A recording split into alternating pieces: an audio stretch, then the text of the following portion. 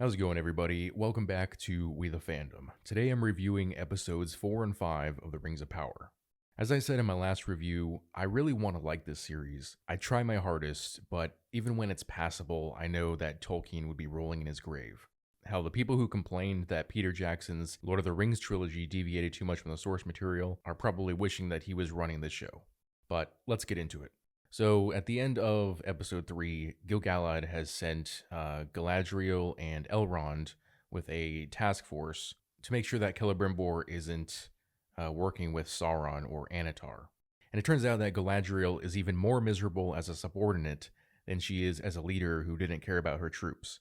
She is Elrond's lieutenant in this small party that is sent to warn Celebrimbor, and they're constantly flip-flopping between Galadriel realizing that she can't be trusted, but then maybe Elrond is in the wrong for not trusting her visions that she receives from the ring. It's like we went through the first 3 episodes pointing out that Galadriel was in the wrong, only to show that, oh, it's all fine because the rings are doing these amazing things. In my opinion, the conflict should be more internal for Galadriel rather than it being a conflict between herself and Elrond or Gil-galad. I guess that's what bugs me, is that she spends more time questioning Elrond than herself, despite knowing that she allowed Sauron to deceive her.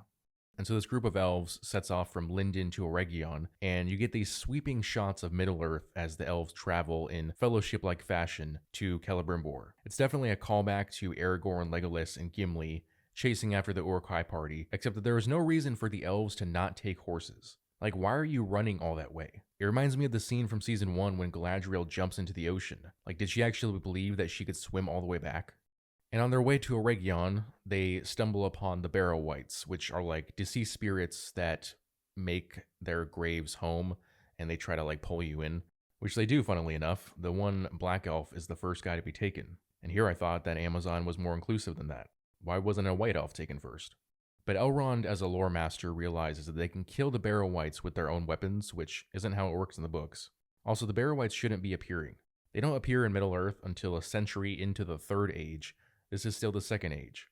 And it was at this point that I realized that it seems like Amazon is trying to fill in their story with material from the Lord of the Rings that Peter Jackson didn't put into his movies, like the Barrow-wights and later on Tom Bombadil, which I'll talk about in a minute.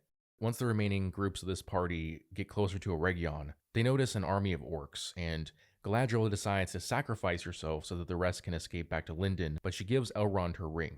And that's when Elrond points out that she isn't sacrificing herself for them, but for the ring. Either way, it's unnecessary. These elves just sprinted across Middle-earth, but for some reason they can't outrun some orcs. And Galadriel gets a very cringy girl boss fight scene where every single orc gives her plenty of time to swing her sword or shoot an arrow when they have archers and they surround her, so they could have easily killed her, but whatever. In the end, she is captured by Adar, and that's when I realized that Galadriel sacrificed herself because the writers needed her to be captured by Adar and to be alone near Sauron again because Elrond and company are heading back to Lindon. It doesn't feel shocking or impactful for her to be captured by Adar because of how she's being played off against the other elves. She's going to be put in front of Halbrand again, and her loyalties will be tested, but it feels fake. She's too certain of herself for a reunion between the characters to feel like we're not just going back to Season 1. Jumping ahead to the end of Season 5, and Galadriel is taken to the Orcs camp, and Adar tells her that they have a mutual enemy. So somehow in the background of the last few episodes, Adar has discovered that Halbrand was Sauron. Because obviously he knows that Galadriel isn't going to turn against the elves, so who else would their mutual enemy be? And I'm sure that they won't explain how and when he figured out that Halbrand was Sauron. Also, are we really going to get a battle where Galadriel fights alongside the orcs? I mean, they've really been pushing that sympathetic orc story, but I think that would be going past the point of no return. Meanwhile, Elrond reports back to Gil-galad regarding the orc forces near Eregion, and Gil-galad states that they don't have enough power to face Adar and Sauron, so he already suspects that Celebrimbor is being influenced by Sauron, and as to who they might call for aid, it could be the dwarves, but it's more likely to be the Númenóreans, as the Númenóreans do help the elves defeat Sauron during the Second Age, and Ar-Pharazôn captures Sauron and takes him to Númenor. Now, those are two different events separated by centuries in the books, but they are compressing time in the series. Next, we move on to Nori and Poppy, who, after getting lost due to the tornado that the stranger created, are taken in by a group of Middle Eastern-looking hobbits, which the Rings of Power are calling the Stores, and learn that Sadoc Burrows is descended from a member of their tribe who once went west to find a promised land but never returned. So first off, they introduced this character, Mary Mac, who is the stereotypical idiot, and I imagine that they introduced this character so that, in comparison, Poppy would seem more intelligent and capable. Secondly, I'm sure that a lot of you remember the controversy surrounding the Harfoots in Season 1, their geographical location in Middle-earth, and the fact that there seemed to be different races of hobbits. Now, during the first season, the showrunners waved it away by saying that these are proto-hobbits, and later on they attempted to shield themselves using Tolkien's lore, where he states that Harfoots were quote-unquote browner of skin. Now, I still contest the idea that Tolkien meant for there to be black hobbits, but now the Rings of Power introduces the Stors, which is another of the 3 tribes of hobbits, who seem in general skin color as well as culture to be Middle Eastern hobbits, which kind of makes sense given that they live in Rhûn. However, while Tolkien states that the 3 tribes of hobbits traveled across the Misty Mountains at different paces, he also stated that they all originated in the valley of the Anduin River between the Forest of Mirkwood and the Misty Mountains. None of them came from as far east as Rhûn. So once again, the Rings of Power takes liberties with the source material for diversity. And at this point, I don't think that it's correct to say that they're taking liberties. They are outright rewriting the lore so that they can turn this adaptation of Tolkien's work into another generic fantasy piece, which, like other series such as The Witcher, The Wheel of Time, and Shadow and Bone, all deviated from the source material to be more inclusive, and in doing so have homogenized the fantasy genre. For example, this diverse crew of elves could exist in any of the series that I just mentioned. The unique cultures of each of these different fictional universes have been lost as a result of the woke gentrification of the fantasy genre. Step away from that and talk about an interesting inclusion in this series, which is the character Tom Bombadil. Now, Tom Bombadil is interesting because Tolkien doesn't give the audience a whole lot of information on his origins, but we know that Tom is ancient, that he lived on Earth before the Valar showed up, before the birth of the elves or dwarves or men. He's fairly powerful, but he's also kind of silly, and he spends all of his time basically frolicking in the forest or with his wife in their home in the woods, and he kind of just minds his own business. That's how he is in the books. Now, Tom Bombadil in The Rings of Power seems a little bit too serious. He did sing one of his songs, but the whole time he seemed less aloof because he doesn't care and more aloof because he was waiting for the stranger to ask him the right questions. Because the stranger believes that Tom is meant to teach him magic and prepare him to face the Dark Wizard and Sauron. And Tom at least encourages this belief, if not outright confirming it. And that's where they lost me. It's one thing for Tom to say that he's in Rhûn to check out the missing forests, but he wouldn't care that there is a Dark Wizard. He wouldn't care about Sauron. He's not the kind of character to usher someone onto their destiny like he seems to be doing for the stranger. So while it's interesting that they included him, it seems more to do with them wanting to bring in concepts from the Lord of the Rings that Peter Jackson didn't use, like the Barrow-wights.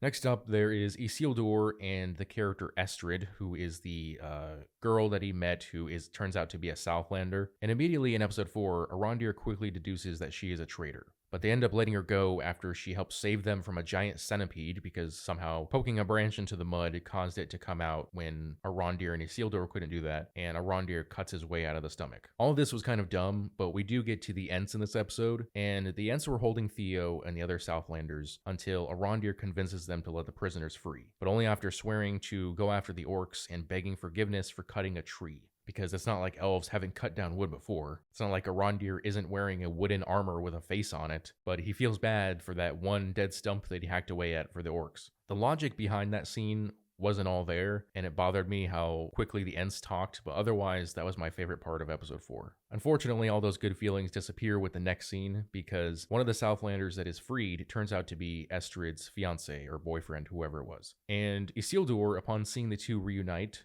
looks completely dejected because this woman who he just met by stabbing him and turned out to be a traitor who he somehow developed a relationship within the span of a single episode is with another man. I didn't think that the writers would fly through those two aspects of the storyline so quickly, but I hope that it's over because it's stupid. Meanwhile, over in Numenor, which has the most beautiful shots of this entire series, if there's one thing that the series does well, it's the visuals, especially with Numenor. It looks exactly as I imagined it when reading Tolkien's books. But Pharazôn is officially king, and he and his son Kemen are cracking down on the faithful. Those of Numenor who side with Miriel, who still hold faith in the Valar and in their ancient friendship with the elves. Any sailors or soldiers who are part of the faithful are ordered to give up their arms, to include Elendil, and Kemen interrupts a religious service, breaks their idols, and arrests everyone after killing Valandil, Isildur's friend, who Elendil almost views as another son, as he is his last tie to Isildur, who he believes to be dead. And all this begins the civil strife in Numenor between the King's Men and the faithful.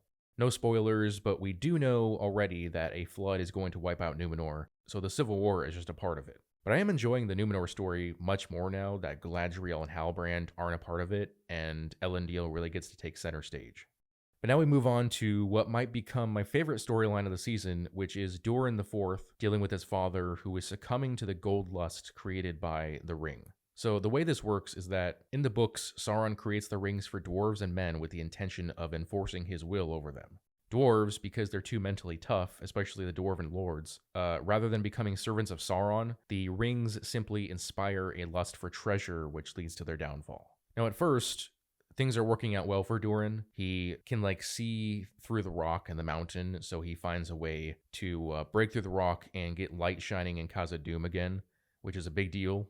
Almost as big a deal as the elves using the 3 rings to regrow the trees. And because it allows him to see through the earth, he sees the gold all throughout the mountain, and so the dwarves start digging deeper. And if you remember from The Lord of the Rings, the dwarves dug too greedily and too deep, and this led to the Balrog awakening. While we don't see the Balrog in episode 5, Disa hears it, but when Durin tries to warn his father doesn't hear any of it.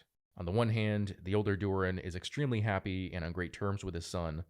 On the other hand, it's obvious that the ring has power over him. He doesn't just dig deeper into the mountain, he also sets a tribute on his citizens and offers the other rings to the Dwarven Lords for a price. I'm really interested to see the storyline develop, and hopefully the writers give it enough time to grow under all the other plot lines. And now we return to the Forging of the Rings plotline after the Dwarven rings were forged. And I had some harsh criticism for this plot in my review of episodes 1 through 3, but I will admit it got slightly better. This time around, Anatar's success at deceiving Celebrimbor seems just a little bit more plausible. I liked how he manipulated the other elven smiths, and how whenever Celebrimbor gains a moment of peace and a feeling of success, that Anatar can instantly turn it around and create an atmosphere of betrayal and fear. We see one of the smiths use a prototype ring that takes her to the unseen world, so she turns invisible and she sees Sauron's true form, though Anatar manipulates her into thinking that she saw Celebrimbor. He also mentions some of the heroes of the First Age, including Beren, son of Barahir, who was the main character from the Lay of Beren and Luthien, and he actually fought Sauron during the First Age. So that was an interesting Easter egg. The only thing that I didn't care for was when Anatar convinced Celebrimbor that the Dwarven rings were tainted because Celebrimbor lied to Gil-galad about shutting down the forge. That reasoning just seemed like the kind of silly thing that a child would believe, and despite being manipulated up until this point, I just find it hard to believe that Celebrimbor would fall for that. Overall, I think episode 5 is definitely my favorite so far, which isn't saying a whole lot, but it was a lot better than the first half of the season, which is pretty sad. They're forging the rings, they've introduced Tom Bombadil, and I should feel a lot more excited for this season, but I'm not. I'm basically just waiting for the orcs to destroy Eregion, which I know from both the lore and the trailer is what's going to happen in the finale. The Dwarven storyline, which isn't the main plot point, is the most interesting one to me at the moment, even though I know that it doesn't matter as much as the forging of the rings. Just like Adar is an interesting character, but I know that his story doesn't matter. He's just an attempt by Amazon to do something new with Tolkien's lore, and just like all the other new things they created, he's irrelevant to the overall story.